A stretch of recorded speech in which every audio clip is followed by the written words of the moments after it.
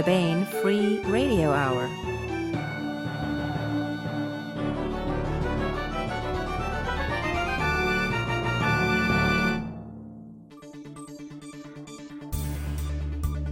On the podcast, Tarzan, Tars Tarkus, Tanar, Carson, and Deja Thoris all walk into a bar. A Mars bar, that is. War poems and the future deobfuscated and burnished to a gleam, plus part 22 of the complete audiobook serialization of David Weber's Shadow of Freedom. All right now.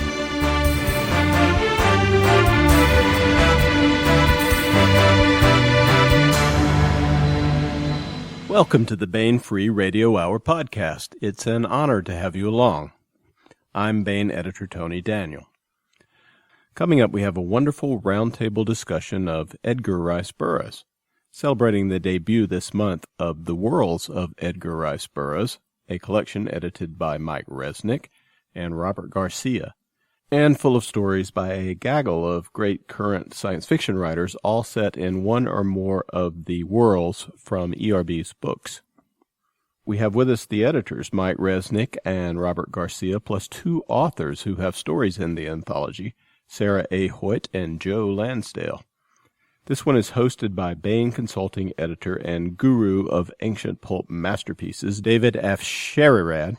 We also have begun a project here at Baen to collect military-themed poetry into an audiobook that we're putting together. Towards those ends, we have another poem read by Tom Kratman, retired U.S. Army Lieutenant Colonel and creator of the Carrera series. This one is a historical battle poem, a G.K. Chesterton poem, called Laponto. And we continue with the complete audiobook serialization of David Weber's Shadow of Freedom. All that and more coming your way on the Baen Free Radio Hour. But first, Laura Haywood-Corey and David F. Sherrod join me for the news. I want to remind everyone that the new military adventure novel by Larry Correia and Mike Kupari is out this month. It is a mass-market original. That is, it is coming out in paperback size. This is Swords of Exodus. I was in on the editing of this one, and I have to tell you, it's really cool. It's gritty with lots of action. Both guys know their weapons, and it just feels realistic and right in that regard. And it's also got an amazingly fun premise. The good guys, who are not such paladins themselves, are working with a modern paramilitary version of the Knights of Templar. It's just amazing how believable Larry and Mike make this, and I really like the book. Check it out, Swords of Exodus. So let's mention a couple of upcoming podcasts. David, today we're debuting your Edgar Rice Burroughs roundtable discussion. How'd you like doing this one? This was great. This is for, as you'll hear, an anthology Baen did called The Worlds of Edgar Rice Burroughs, which is all new stories set in Burroughs universes that he created. And I had a lot of fun with it. Burroughs is a favorite of mine. Ever since I read the John Carter books and Tarzan and all the, not all the others, he wrote several hundred books, I think, but I've read a lot of them, and it was great to get to talk to, Mike Resnick and Bob Garcia, who edited the thing, and, Sarah Hoyt, who's got a story in there, and also, another one of my favorite writers, which is Joe Lansdale, who's from my state of Texas, and he wrote a great story in the anthology as well. So I had a lot of fun, and I think people will enjoy listening to it. Yeah, it turned out really good, and I think you're right about that. And next week, on Halloween, we'll post another discussion of Baen October Spooky Short Story Collection, In Space No One Can Hear You Scream. That's the name of the collection. So that will be available for download on October 31st, the podcast, that is, which is on a Thursday this year. So a day earlier than we normally post, but check it out, our In Space No One Can Hear You Scream special. Well, that should certainly get us into the spirit of the holiday. Well, if it doesn't, we should just give up the ghost. And that's no joke, boils and ghouls. We're going to do the skeletal one. Yeah, you know, these scripts are getting a little skeletal, these news scripts you write, Tony. All right, I've had it. Enough vamping. Let's move on. I think moving on would be a grave mistake. Hey, look, it's the great pumpkin, Charlie Brown. All right, coming up in November is an interview with Sharon Lee and Steve Miller on their new Liaden universe novel, Trade Secret.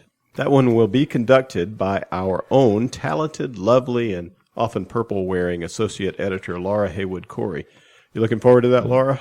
I am very much. Trade Secret is a direct follow-on to the Liaden universe story Balance of Trade. It follows the adventures of young Jethry Goblin and his attempts to meld both his Terran heritage and his Liaden adopted culture and become his own man. It was a good read, and you don't have to have read Balance of Trade in order to start on Trade Secret.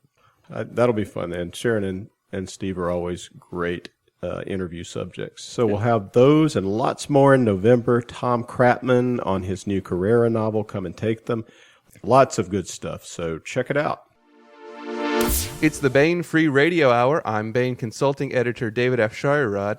If you don't know Edgar Rice Burroughs, you almost certainly know his most famous creation. Tarzan of the Apes is the star of 24 novels, a long-running comic strip, and numerous film and television adaptations going all the way back to 1918 when he was played by Elmo Lincoln. But the vine-swinging Lord of the Jungle wasn't Edgar Rice Burroughs' only creation. Burroughs took readers to the dead sea bottoms of Mars, or perhaps I should say Barsoom, with Civil War Captain John Carter, and to the land of Pellucidar at the Earth's core, not to mention Venus and Caspak, the line that time forgot. In honor of Burroughs' seemingly limitless imagination, Baen Books is proud to present Worlds of Edgar Rice Burroughs, an anthology of all new stories set in some of Burroughs' most beloved universes. Here to talk to me today about Edgar Rice Burroughs and the worlds he created is the co-editor of the anthology, Mike Resnick. Mike has won 5 Hugo Awards from a record 36 nominations. According to Locus, he is the all-time leading award winner, living or dead, for short fiction. In addition to all those award-winning short stories, he's written 71 novels and 3 screenplays and has edited 40 anthologies. His work has been translated into more language than I knew existed. Hello, Mike, or I guess I should say Kaor, Mike. Thanks for being with us. Oh, thanks for inviting me, and while I'm at it, thanks for okaying the anthology. Mike didn't do all the editorial heavy lifting alone, however, and his co-editor, Robert T. Garcia, is also with us. Bob is the founder, along with his wife, Nancy, of Garcia Publishing Services. He and Nancy share a World Fantasy Award, which they won in 1983 for American Fantasy Magazine, a publication that later spun off into American Fantasy Press. He's the editor of several anthologies, including Chilled to the Bone, Unrepentant, a celebration of Harlan Ellison, and Temporary Walls. That last one was with Greg Ketter. He also edited and packaged the first U.S. edition of Vargo Statton's much-sought-after novelization of Creature from the Black Lagoon. Bob, welcome to the podcast. Thank you, David. Sarah A. Hoyt is on the line with us as well. Sarah is the author of numerous novels and short stories. Her novel Dark Ship Thieves won the Prometheus Award, and I've just received word that the third novel set in that universe, A Few Good Men, has been nominated for that same award. Sarah maintains an active online presence on her blog, according to Hoyt. For this anthology, she teamed up with best-selling writer Kevin J. Anderson to produce a different kind of Burroughs-inspired Martian story. Sarah, congrats on the nomination. Thanks for talking with us. Thank you. And finally, we've got Joe R. Lansdale with us. Joe's story, Tarzan and the Land That Time Forgot, closes out the anthology, but this isn't the first time he's played in the Burroughs sandbox. He finished an incomplete novel by E.R.B. himself, which was released as Tarzan, The Lost Adventure. He's written in just about every genre I can think of, from horror, mystery, to westerns, to science fiction. I guess he hasn't done a straight-up bodice-ripper romance, but maybe I just missed it. He's won the Bram Stoker Award a whopping 9 times and has 2 New York Times notable books. His Depression-era thriller, The Bottoms, won the Edgar Award for Best Novel in 2001. His novella, Bubba Hotep, was adapted by horror legend Don Coscarelli into a cult film, and Cold in July, a new film based on one of his early novels, is in production right now. That film stars Dexter himself, Michael C. Hall, and none other than the great Don Johnson. Joe's newest book, The Thicket, is available now in bookstores everywhere and online. Joe, thanks for being with us. I'm glad to be here. Okay, so let's talk a little bit about Burroughs first, and then I want to get to the anthology. Under the Moons of Mars, E.R.B.'s first novel, which was later published as A Princess of Mars, was serialized in the All Story in 1911. For those listeners like me who are maybe not so good at math, that's over 100 years ago, and next year we'll celebrate Tarzan's centennial. These books are old, is what I'm getting at, and yet they're still selling. We're still talking about them. New readers discover Burroughs all the time. What is it, do you think, that makes the stories that Burroughs wrote, the worlds he created, if you will, so timeless? Why are we still reading him when so many of his contemporaries are no longer read?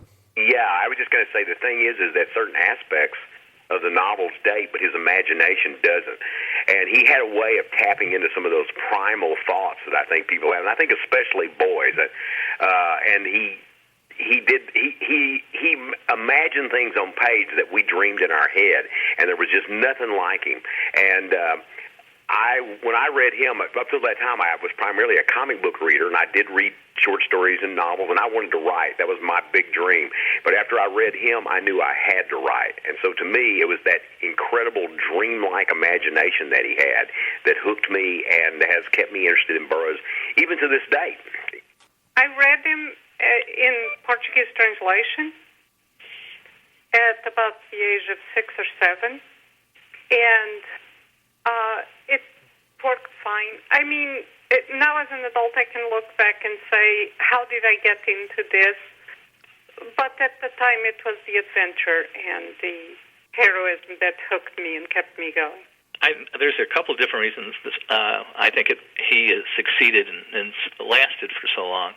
One is his just heads-on sense of adventure. Just wanted to take you on that first couple of pages and bring you in, and he just threw everything at you and kept the adventure moving and moving and moving.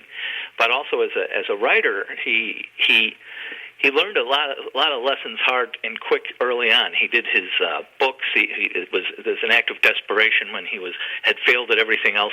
He went off and started to write, and it started to sell, and he started to succeed.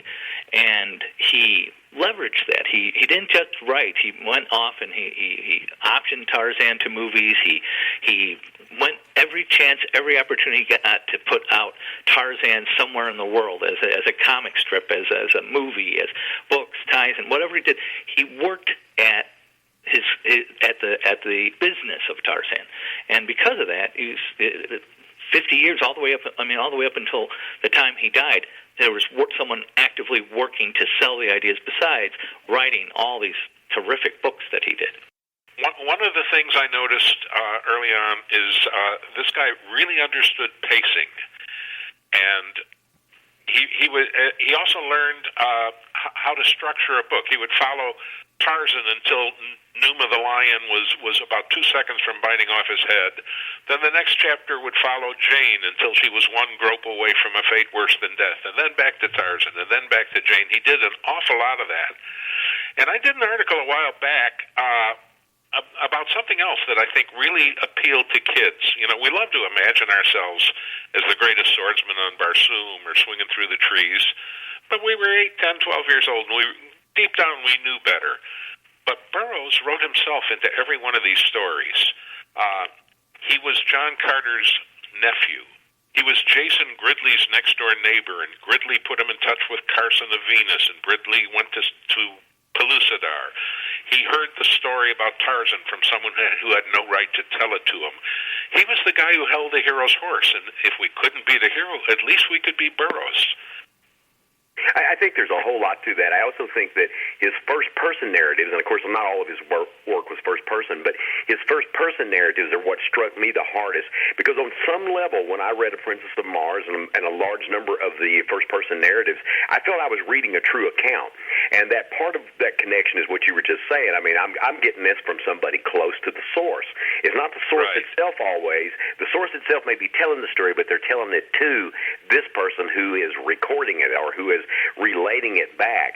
And for me, that first-person narration affected the way I write ever since. I think it taught me pace. It taught me, even though I think the work that I'm doing now is far more mature than maybe that kind of story, that the core of that story is still my sentimental favorite. And he had this tremendous pacing. He had this ability to make you believe that you were hearing something special that not everybody else was hearing, and that it was unique, and it was right, if not from the horse's mouth, as was just said, from the person who's holding the horse. And I think that on some level, a lot of boys, and I say this not to eliminate girls, but a lot of the boys I knew would go out and hold our arms out to Mars and hope we would be sucked across space. Every night.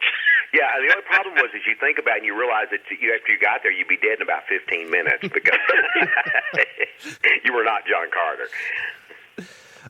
Well, so we've kind of talked how he's had a great deal of influence, not just on the science fiction and fantasy genres, but in what we think of as literature as well, with a capital L. Gore Vidal wrote a famous essay called Tarzan Revisited. Michael Chabon, the Pulitzer Prize-winning author of Wonder Boys, speaks very fondly of Burroughs. And, of course, Star Wars and Ray Bradbury. I could go on and on. Check for a moment.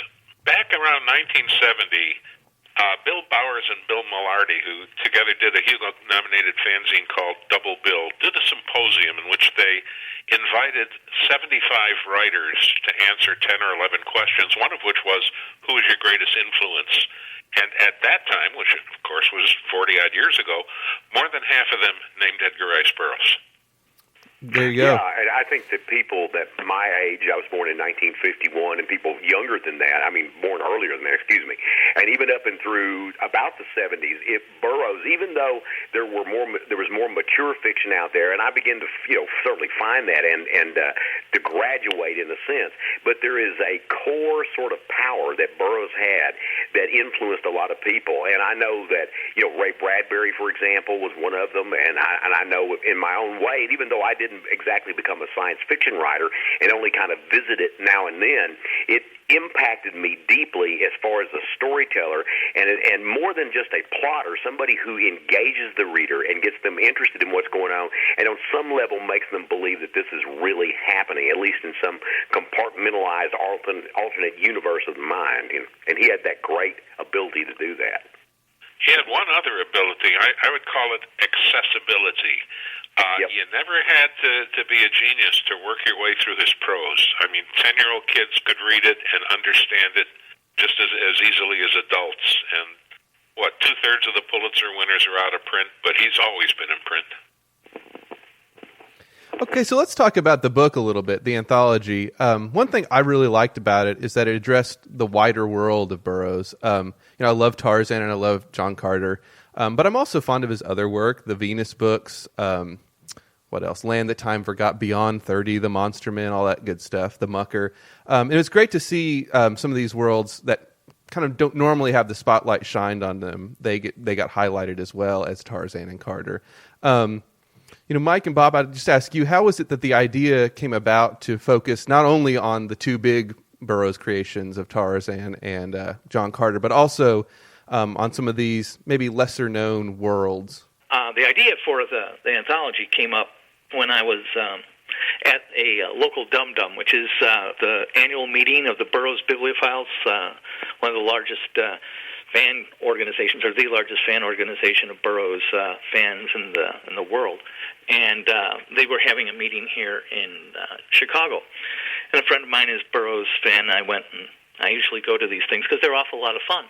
And Jim Sulos, the president of Edgar Rice Burroughs, Inc., came up and was talking about their plans for the centennial of Burroughs, because it was probably 2010, 2011, and the centennial was 2012.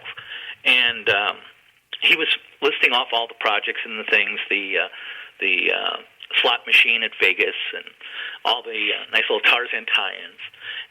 But he didn't mention anything like an anthology, a celebration, a tribute anthology to Burroughs, which I thought was definitely needed if we're going to have a centennial celebration for it.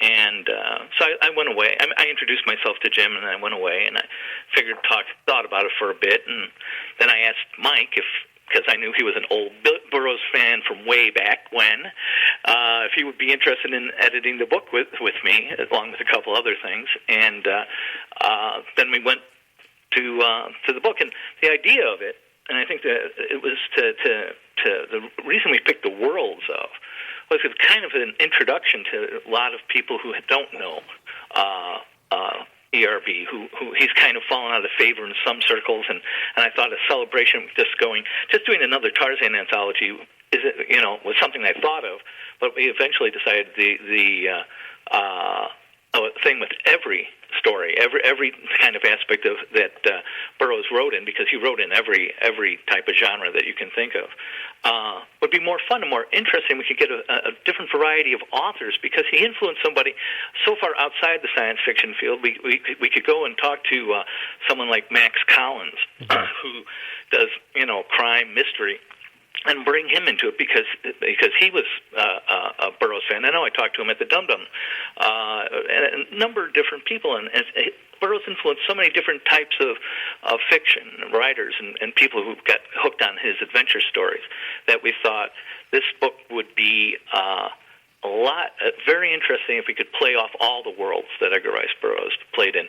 And once we started talking to people, they just jumped on board. Yeah, I was going to say that when Bob proposed it to me, I said, yeah, that's crazy. People have been trying to get permission from Burroughs Incorporated to do Burroughs continuations, for the last 50 years, and they never said yes. And Bob said, well, I've talked to them, and they've okayed it. So, of course I was in. And there's some interesting takes on this. The fellow who, for example, did our Apache Devil story, Burroughs did a couple of Indian books, served in the same cavalry outfit as Burroughs a century later. And there's some interesting connections there. Of course, the very first guy we insisted we had to have was Joe Lansdale, because he completed the unfinished Burroughs Tarzan manuscript. Hello, yeah, Joe. and it was a great treat to do it too. It was there was about 80 or 90 pages, or what that they gave me. Honestly, I don't remember the exact number, and it was really strange, even though it was a photocopy, to hold this thing in my hand. And so it was a great honor to do it, and I enjoyed it. And to this day, it's one of my greatest moments. Is it one of my greatest books? No, probably not. Was it one of Burroughs' greatest books? No, probably not. Is it entertaining? Yeah. But it was this whole childhood dream of working with this guy that had invented all of these characters and all of these worlds that influenced me to be a writer. And so to me, this was such an exciting moment. And then to get to work in it, I worked in it also. I wrote a John Carter story for a Under the Moons of Mars. And then to write this, these were like dreams come true. They're sort of like full circle. I feel like I can die now. I've done all the, I've done the big novels, the big literary awards and all that. But this one was very important to me, because it was in a way, the novel and these two short stories were my love letters to this guy, and saying, thanks for making my childhood a lot more interesting than it might have been without you. And thanks for giving me a career that I've now been doing for 40 years. Thank you so much. You've also got a kind of humorous take on Tarzan that's out in ebook now, The Ape Man's Brother, that I would encourage people to look up. So, yeah, the writer, who in many ways, as I got older and I somewhat felt that certain aspects of Tarzan were dated, Philip Jose Farmer I began to read, and he was like me. He loved Burroughs, but he was trying to find this way to look at it in a more modern way.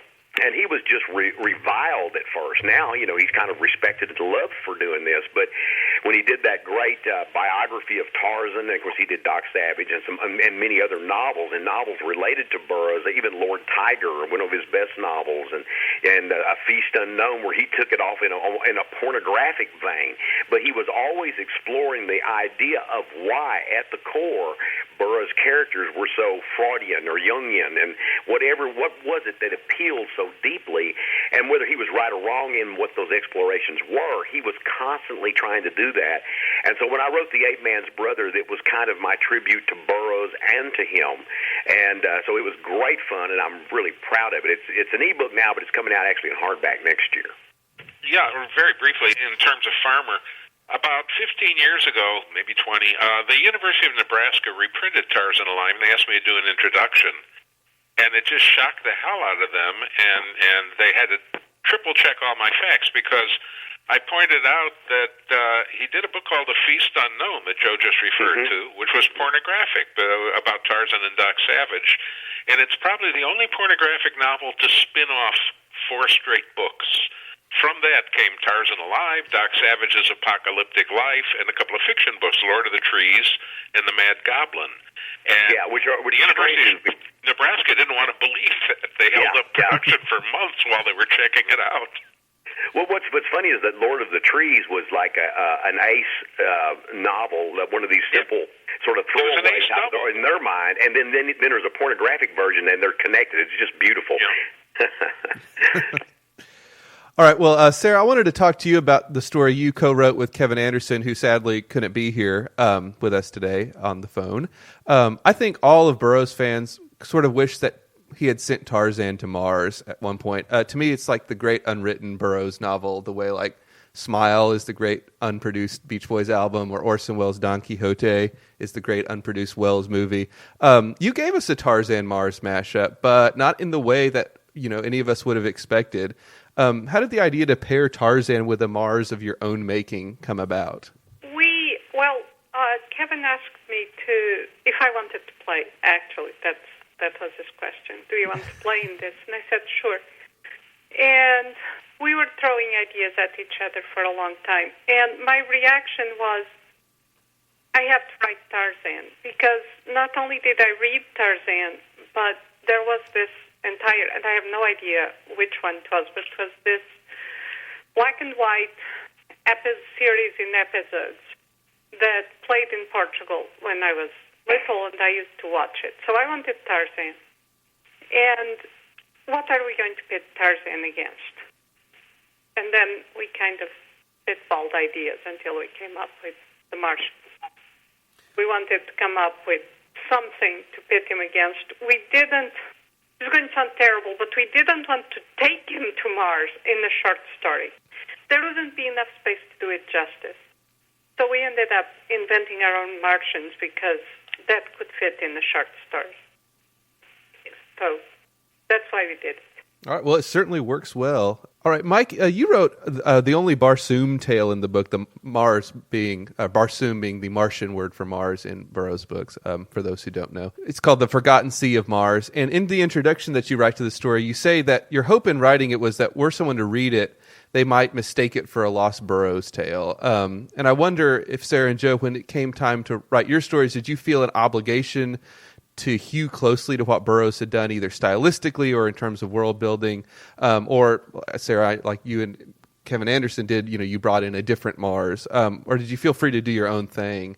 And Mike and Bob, when you were selecting stories, were you looking for an adherence to Burroughs' kind of ground rules, or were you willing to let people kind of go off in whatever crazy direction they took it?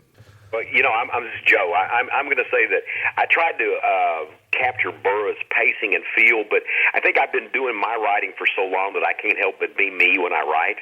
So I don't worry about that so much. If I'm capturing the flavor and the energy of it, and I'm pretty well read in the Burroughs material, but I try not to adhere to it slavishly, because you can't imitate Edgar Rice Burroughs. I mean, he was the man, and if you're going to do it, I think it's almost maybe a little bit from my point of view, too much of a little bit of an insult to say I'm going to write just like you. But I certainly wanted to ring those same bells, but I also wanted to put them in a slightly different cathedral. We tried to keep the pace and the sense of adventure, but again, it's not exactly something we could imitate. Yeah, this is Bob.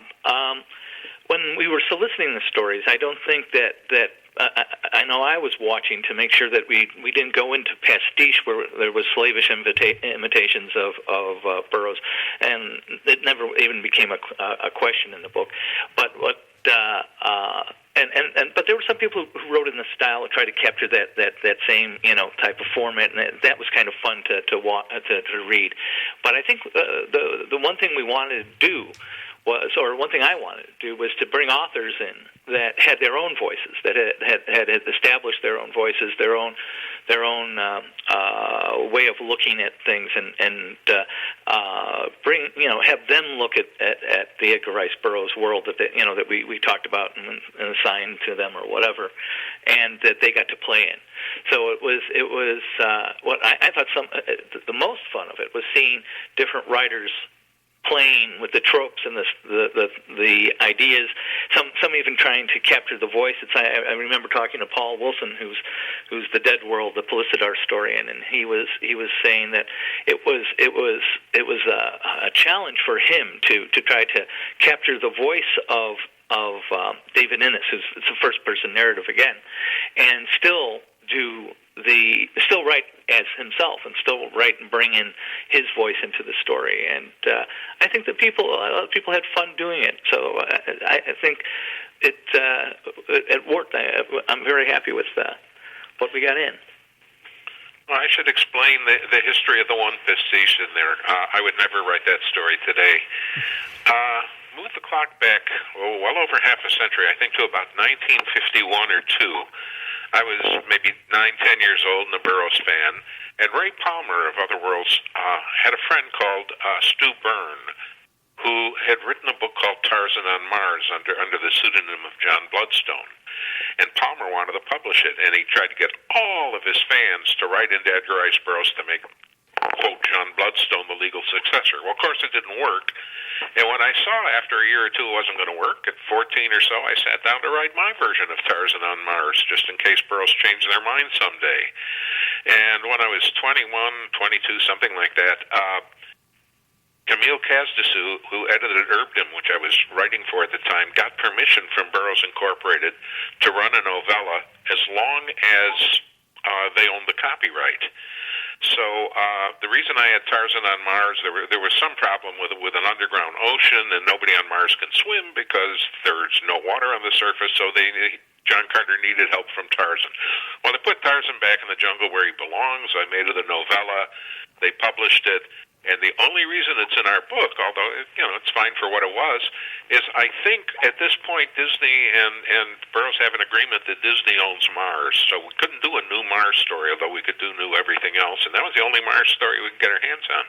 Well, we've kind of talked a little bit about how Burroughs was formative for some of you. I came to Burroughs kind of late. I was in my early 20s, and I was scouring the public library for something interesting, and I was probably looking for Ray Bradbury books I hadn't read, if I had to guess. And I look down, and alphabetically, you'll know they come close together, which is good for fans of both of those gentlemen. And I saw this row of battered hardback books by this guy named Edgar Rice Burroughs. And the Mars books they had were the 70s book club edition that Frazetta did the covers for. And if you've seen the way Frazetta draws Deja Thoris, you'll know why this caught my attention. And I picked them up, and I read them, just read through all of them. I made my wife, who has no interest in this kind of thing, I made her read them all. But I think that I'm kind of an anomaly in that. I think most people come to him earlier when they're, maybe middle school, 13, 14, something like that. We've talked about it a little bit, but I just wonder if any of you have kind of a first Burroughs experience or an early Burroughs experience you wanted to share. I would just say that when I picked up A Princess of Mars, actually a librarian gave it to me because I was reading just about everything there was in the library and I couldn't find anything. And it was kept in the adult section. Here's a weird thing. It was kept as a Western. All of the Burroughs books were put under Western because they didn't know what science fiction was in some ways, which is weird because they had a children's section that had science fiction, but they had these things, and I think it's because they had nudity in them and that they thought they were a little bit old for younger readers. And, of course, on Mars, nobody wears any clothes, and there's very little clothes in a lot of the others, and I think that worried them. But this librarian says, look, let me give you something that I think that you'll like. And she gave me A Princess of Mars. And that transformed my summer. I mean, all that summer I lived on Barsoom. And from that point on, like I said, I was already wanting to write. I wanted to write comic books, and of course, I loved Jack London and all these different writers, and Kipling I'd been reading because the Jungle books also helped me lead right into the Tarzan books. But when I read this, I said, it's no longer do I want to be a writer. I have to be a writer because it transformed my life, and it made everything, even on this morning when I got up and I went outside, and it was a real crisp, clean morning. There was a certain smell in the air that draws me back to the nostalgic moment when I used to sit outside and read those Burroughs books. And so for me, there are certain times of the year, certain smells that just send me like a time machine back. And more than that, it's like a time machine back to an alternate universe where these things are real. But that one moment when that librarian gave me that book, I must have been about 11. From then on, I was hooked. I was 6 or 7 when I found Tarzan. I was reading through my dad's library, and a lot of it was biographies and memoirs. And the thing is, I read all of Tarzan without ever realizing it wasn't a memoir, and it wasn't real. But yes, it took me on an adventure. I just thought I was reading something real. I think I was 10 or 11 when I found out it wasn't. So, well, I grew up reading comic strips and, comic books for Tarzan. And the thing is, that didn't interest me at all. He was an overweight ex-swimmer who spoke pidgin English. I read Burroughs first in Mars, and then I read the Tarzan books and thought, hey, this guy sits in the House of Lords. He speaks 22 languages. He's no dummy. I'll read the rest of them. Yeah, I mean, when I was a kid growing up, Tarzan was everywhere. It was in the comic strips and newspapers. It was in television. There were toys everywhere. You named it, but it was the Johnny Weissmuller, Meet Tarzan, You Jane. And I was like, oh, that's kind of interesting. I read it when I was at the doctor's office in the comic book pile that they had sitting there, But then, I was an avid comic book reader, and I was reading Marvel comics, and that led me to Robert E. Howard. And then I started to read DC comics for a while. Neil Adams brought me over to DC, and I'm reading along, and they're announcing a new title. Tarzan's coming out. I'm like, okay, who cares? And they put Joe Kubert on it, which was a great comic book artist. And I sat down and I read the first adaptation that he had done of Tarzan, and it was very faithful to the books, and it was a revelation to me. And I said, well, what the heck's this? This isn't the Tarzan that Weiss. I've been looking at all my life. Where are the Ant-Men? So I went off and I started to pick up the books, and the first 3 books of Tarzan are just astonishing. They're great. It's a revelation, as Mike says. He speaks 22 languages. These are great, solid adventures. It's an Africa that didn't exist, but it was really cool. And I got into that, and the Frazetta covers again. The Frazetta covers got me interested in Pellucidar, and from then I was hooked as a Burroughs fan. Well, I predate that. One of the problems I had was by about 1951 or so, almost all the Burroughs Incorporated books were out of print. And it was 10 years before Ace started, I'm not even allowed to say pirating, buccaneering all the Burroughs books. There was a 10-year period there when there were 8 Tarzan books, and Tarzan of the Apes wasn't one of them, published by Grosset and Dunlap and aimed at kids. And that was the only Burroughs I could find.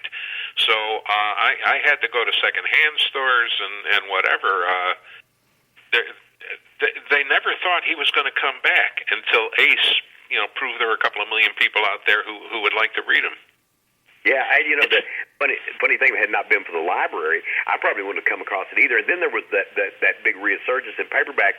But I just wanted to nod back just one thing and I have to give the movie some credit, because when I was a kid, they had Saturday morning movies and some of the stuff they were showing, because television was relatively new at that time in that they were still looking for material. They had Hopalong Cassidy and things like that. But one of the things they showed with these old with Johnny Weissmuller movies, and I adored them, I still do, but they made me aware of Tarzan. And then I read Princess of Mars, and I thought, oh my God, this is the same guy that wrote these that these movies are based on, and I'm going to read those. And then, of course, that Tarzan was far more magnificent and amazing. But to this day, I still do have a love for those movies, in spite of the Meet Tarzan, You Jane, and still think that nobody's quite topped Weissmuller. So that's my take. The interesting thing about that resurgence from Ace was the way it happened. Burroughs was pretty heavily edited when he would hand stories into the magazines. And then when he would publish them himself, he would revert to the original text. And what happened was most of the magazines didn't renew their copyrights. They were all out of business. And Don Wollheim over at Ace realized that there was enough of a difference between the magazine and book versions that he published the magazine versions with the same titles as public domain books. And he got away with it for the first 17 or 18 books. They were selling like crazy. And Burroughs tried to sue once or twice, didn't do any good. And then he made a mistake. He published the Tarzan book. Well, Tarzan is trademarked, and trademarks are eternal. And Burroughs got him in court again. They got back royalties on everything. They sold the Mars and Tarzan books to Ballantine, and they left Ace with what they thought of as the dregs, although Ace still managed to sell a bunch of them. But that was how the resurgence began. All right, well, I guess I just want to wind up here with a question for everyone, a quick one, which is, if we threatened to throw you to the great white apes of Mars, unless you answered, what would you say your favorite Burroughs novel or who your favorite Burroughs character is? This is Joe. For me, it's favorite novel, Princess of Mars, and it's John Carter. This is Mike. For me, it's John Carter, but my favorite novel, oddly enough, is The War Chief. I like the Tarzan, all of them. Part of it I should enlighten is that I didn't know he had written anything else until I came to the States. I don't know if the other stuff was never translated into Portuguese or if it was long out of print by the time I came of reading age and I never found it. Since I read it much older, it didn't have the same impact. This is Bob.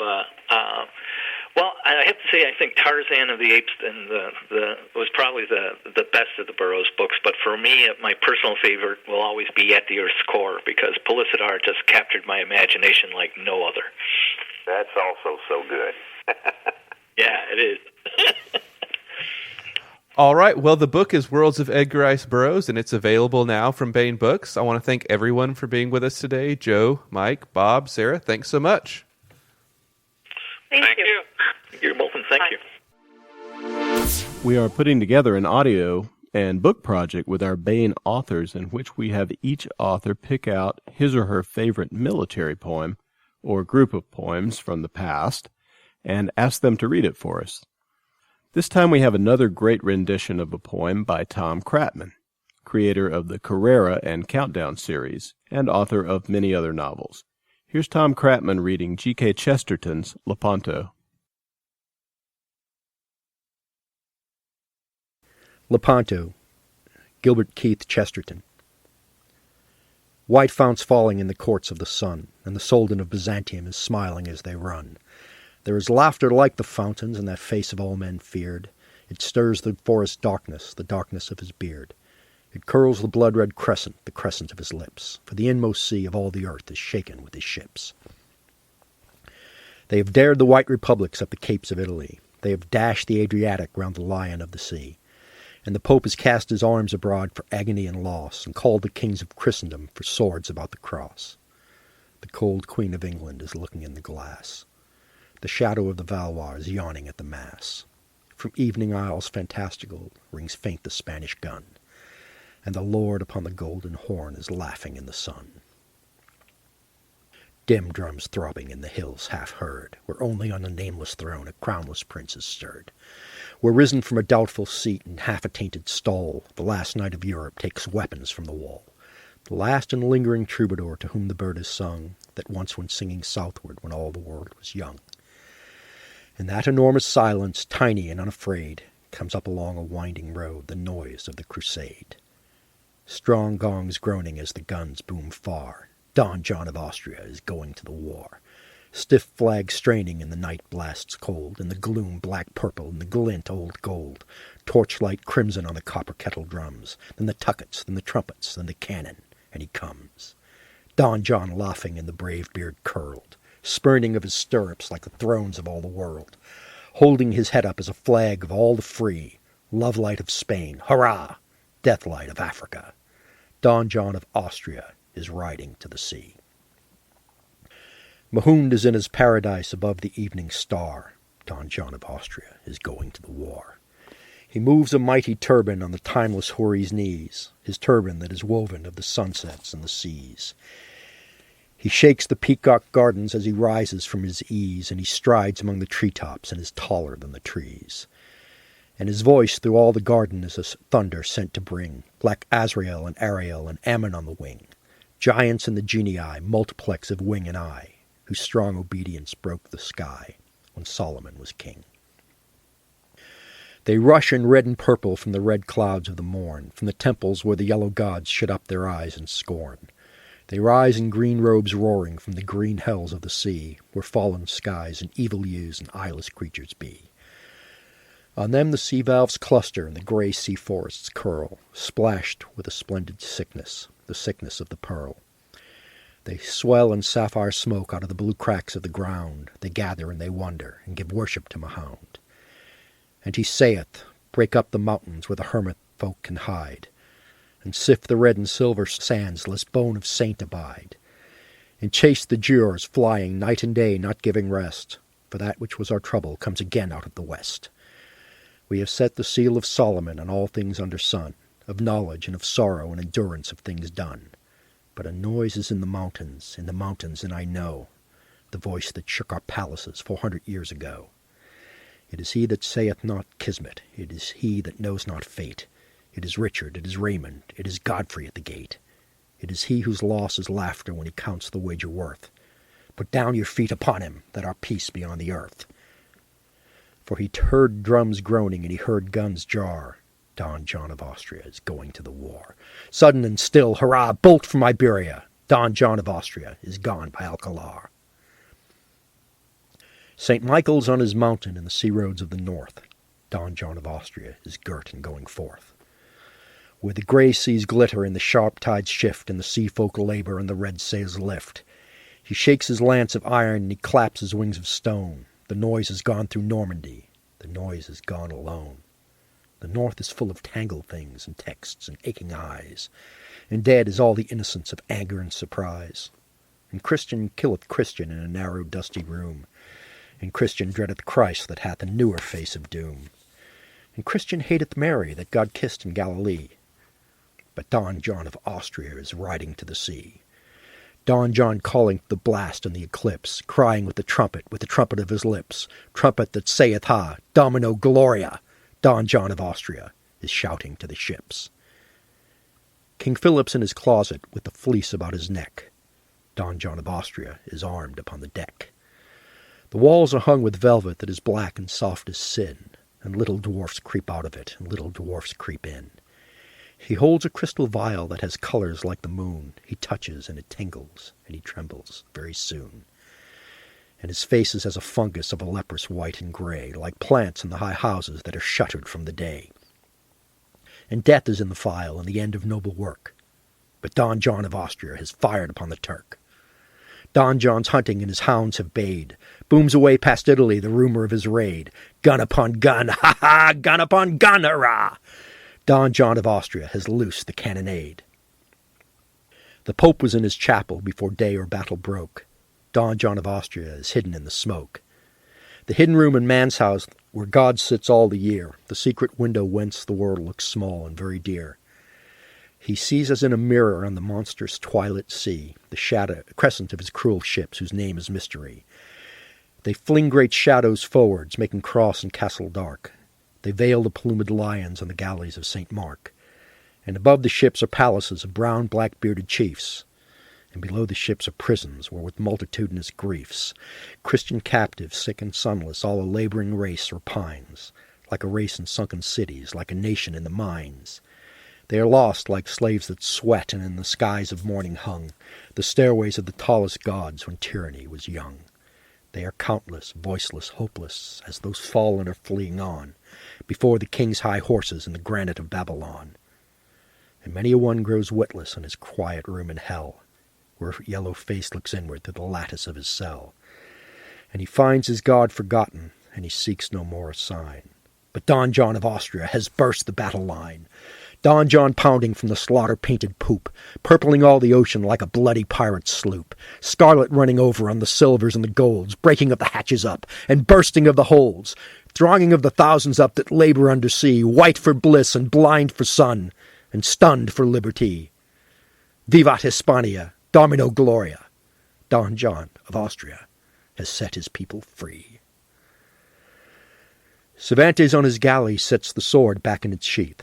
Don John of Austria rides homeward with a wreath. And he sees across a weary land a straggling road in Spain, up which a lean and foolish knight forever rides in vain. And he smiles, but not his sultan smile, and he settles back the blade, but Don John of Austria rides home from the crusade.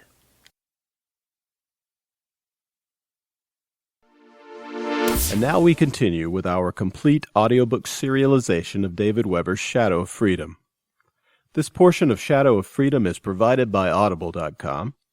Get the complete audiobook at Audible.com now. If you are not a subscriber, you can get the entire audiobook free or choose from more than 100,000 other titles when you try Audible free for 30 days. Okay, here's what has gone before. After a fierce war, Honor Harrington's star kingdom of Manticore has entered into a simmering, low-level conflict with the ancient aristocratic Solarian League. The Solarian League is crumbling, and on the verge, a region on the edge of its empire, rebellion is brewing. The Solarian Office of Frontier Security is in charge of keeping the peace on the verge, often with brutal tactics and by providing support to puppet dictators. Rebels opposed to the oppressive regimes can't hope to match the military might of the OFS without considerable aid they are receiving in the form of weapons drops by agents claiming to represent the Star Empire of Manticore. But that's a ruse. These agents actually serve the shadowy Meson alignment, eugenic supremacists who wish to see the Solarian League and the Star Empire at war. Royal Manticoran Navy Admiral Michelle Hinka, Countess Goldpeak, commands the Royal Manticoran Navy forces in the Talbot Quadrant, which is a region allied with the Star Kingdom and on the restive border of the Verge. Goldpeak is sympathetic to the rebels, but as yet unaware of false promises being made by agents of the alignment for Navy support from the Royal Manticoran Navy. That may be about to change. Here is part 32 of David Weber's Shadow of Freedom. Chapter 24. Excuse me? Stephen Westman of the Montana Westmans tipped back his spotless white Stetson the better to raise both eyebrows at the rather unassuming-looking man who'd just been shown into his office. I don't suppose you've got any kind of documentation to support this tale of yours? He went on. No, Mr. Westman, his visitor admitted. Not that you'd recognize, anyway. Ah, I see. You have some kind of code word or secret handshake Admiral Goldpeak will recognize, but for some reason you need me to introduce you to her. He shook his head, blue eyes hard. Mister, I realize it wasn't so very long ago I got played like a fiddle, but you know, even a Montanan can learn. Hell, even a Westman can learn if you use a big enough clue stick. I'm not sure what you're talking about, the visitor said with a puzzled expression. I was just given your name as a person to contact here on Montana who might have connections and be willing to put me in touch with the senior Manticoran naval officer in the system. All I need is the opportunity to speak to whoever that is. If that's this Admiral Goldpeak, then that's who I need to talk to. Westman frowned. He'd never seen this stranger before, and he couldn't place the man's accent. The fellow had just turned up in the office he maintained here in the Montana capital of Brewster, shown credentials identifying him as a purchasing agent for the Trifecta Corporation, and announced his interest in acquiring Montanan beef for export to the Mobius system.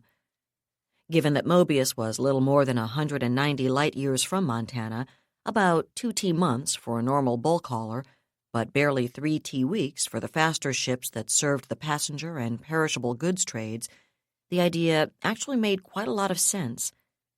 According to the purchasing agent, the cost of beef in Mobius, where livestock producers were few and far between, and even genetically engineered cattle had adapted only poorly to the local environment, was about $90 Manticoran dollars a kilo, as opposed to considerably less than $3 a kilo here on Montana.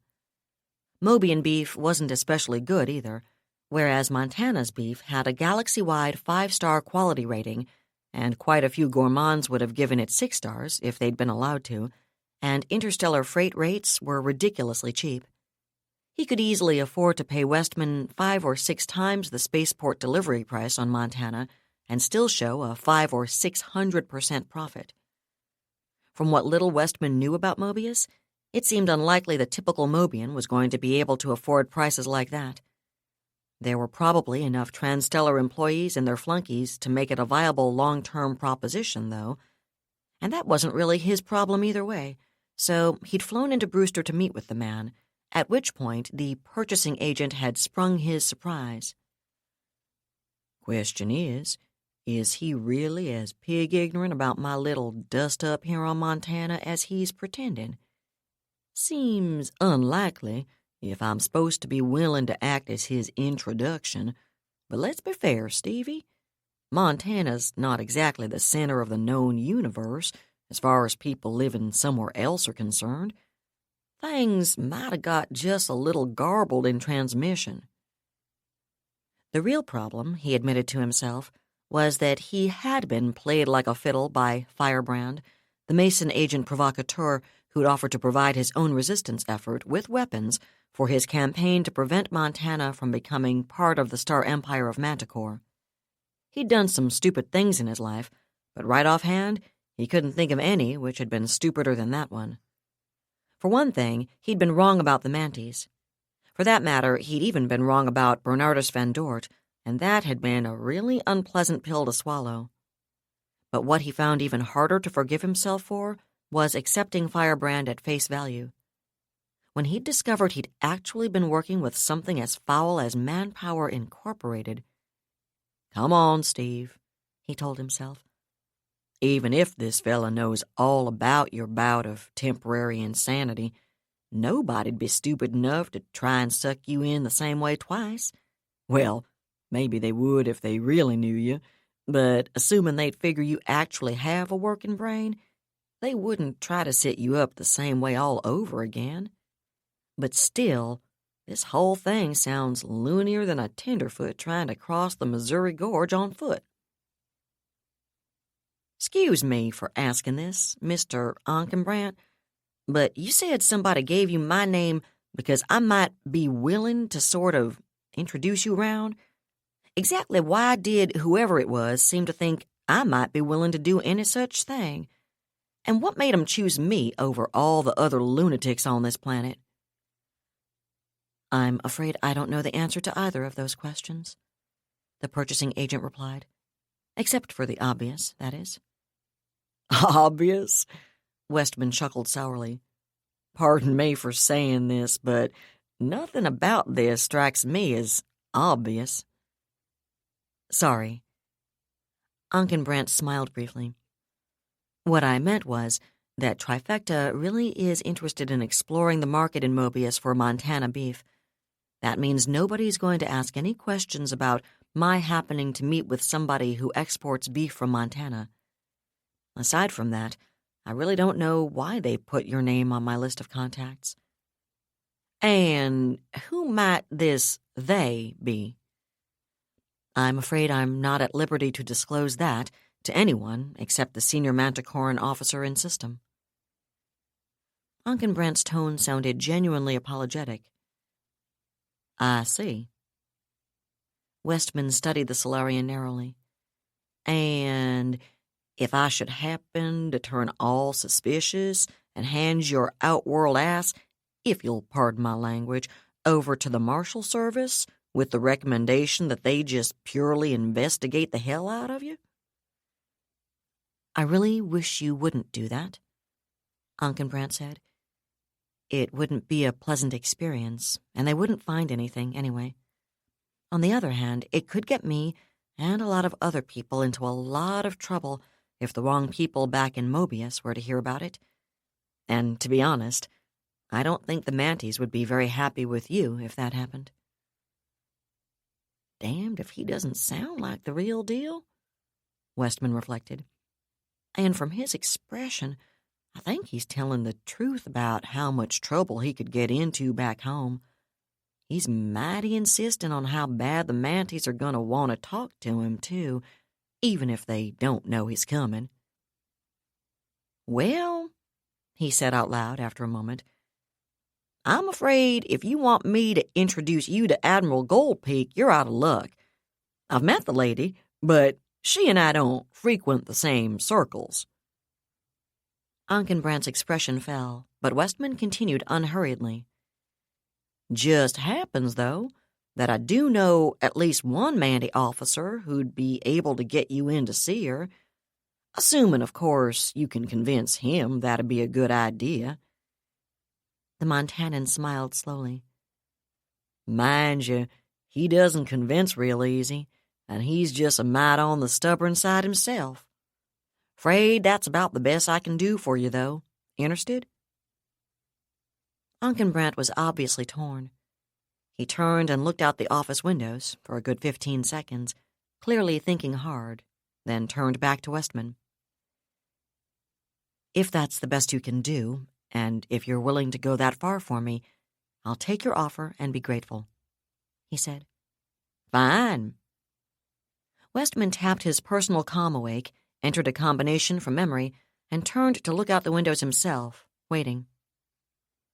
It took a little longer than usual for the connection to go through. Then he smiled out at the passing air cars of downtown Brewster.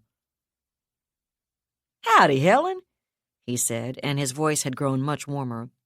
"Tell me, would it happen the Commodore, and you, of course, would be able to join me at the Rare Sirloin for dinner in a couple of hours, say?"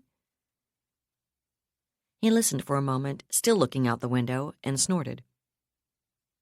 "No, I haven't gone back to my wicked ways, young lady, but—" His expression sobered.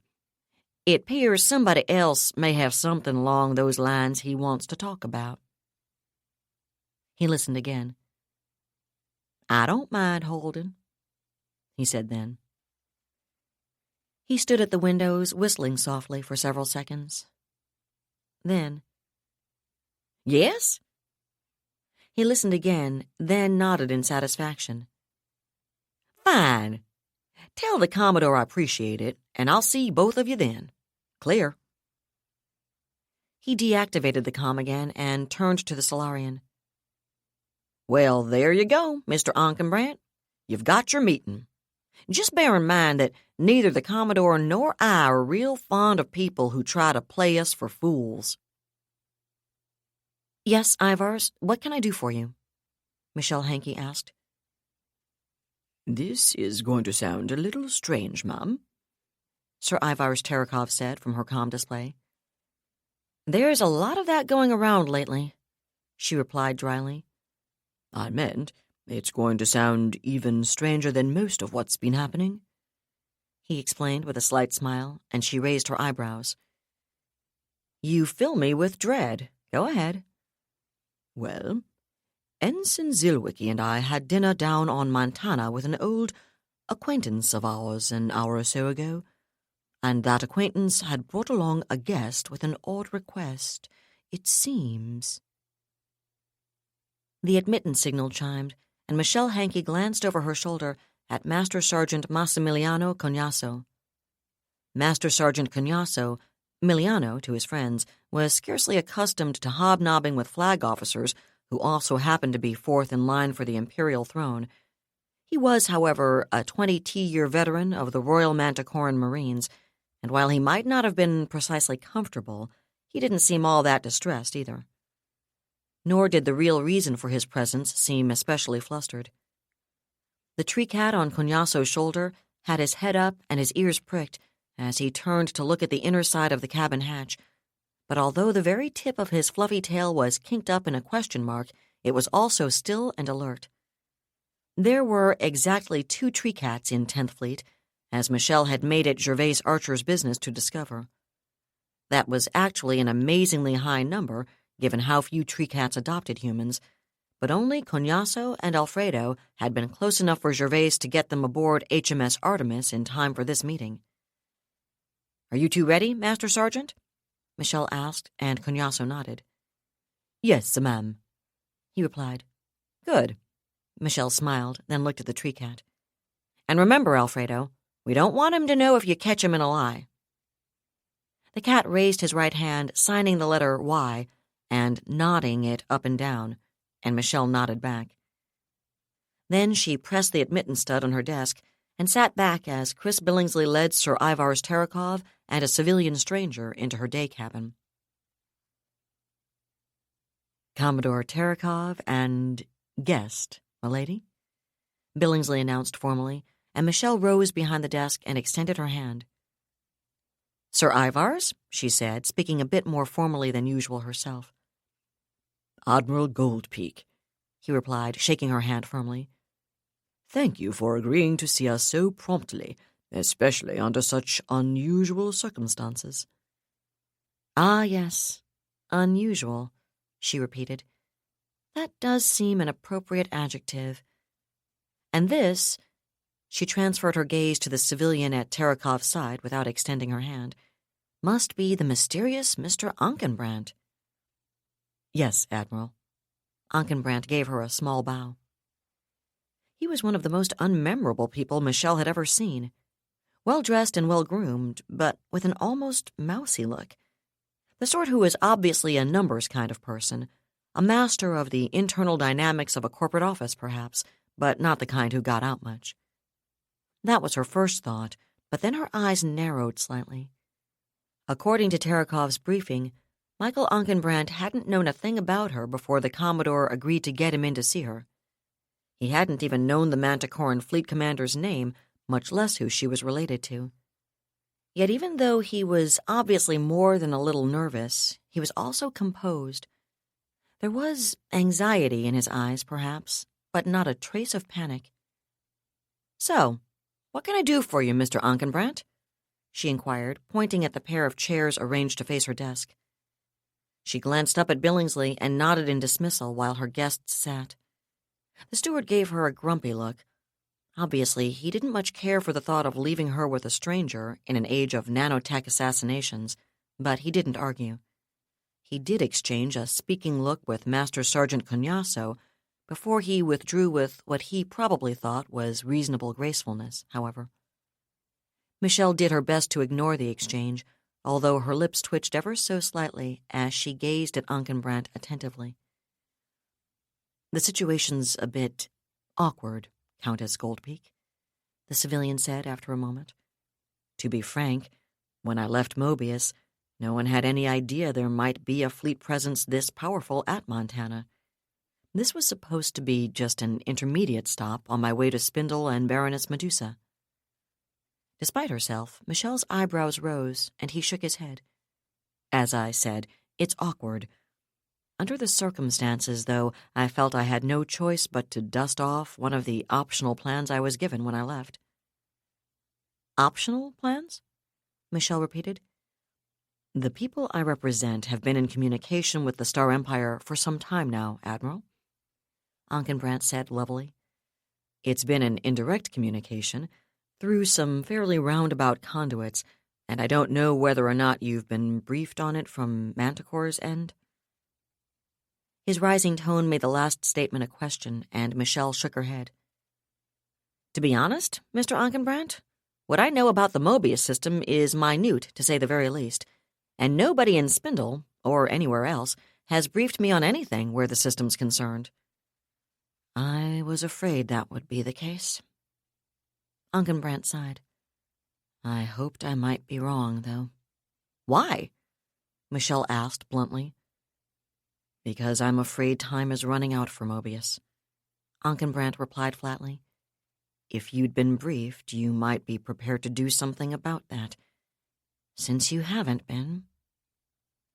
His voice trailed off, and he shrugged heavily. Michelle looked at him for a moment, then glanced at her desktop display. It was set to mirror mode, showing the reflections of Master Sergeant Cognasso and Alfredo, and she reached out to fiddle with a crystal paperweight engraved with the hull number of her first hyper-capable command. An instant later, Alfredo casually laid his left true hand on Cognasso's head. "So whatever else is going on, this fellow at least thinks he's telling us the truth," she thought. "Which is all just as mysterious as hell, isn't it, Mike? Oh, the joys of senior flag rank." That was David Weber's Shadow of Freedom, Part 32, read by Allison Johnson. And that's it for the podcast. Thanks to Audible.com. Thanks to ace interviewer David F. Sherrod, the always concise Laura Haywood Corey, Christopher Chifani, and podcast theme composer Ruth Judkowitz. And a Tarzan call of gratitude and praise supplemented by the personal appearance of Princess Deja Thors in the dream of their choice to Mike Resnick, Robert Garcia, Sarah A. Hoyt, Joe Lansdale, and the Chestertonian Tom Kratman. Please join us next time here at the hammering heart of science fiction and fantasy, and keep reaching for the stars.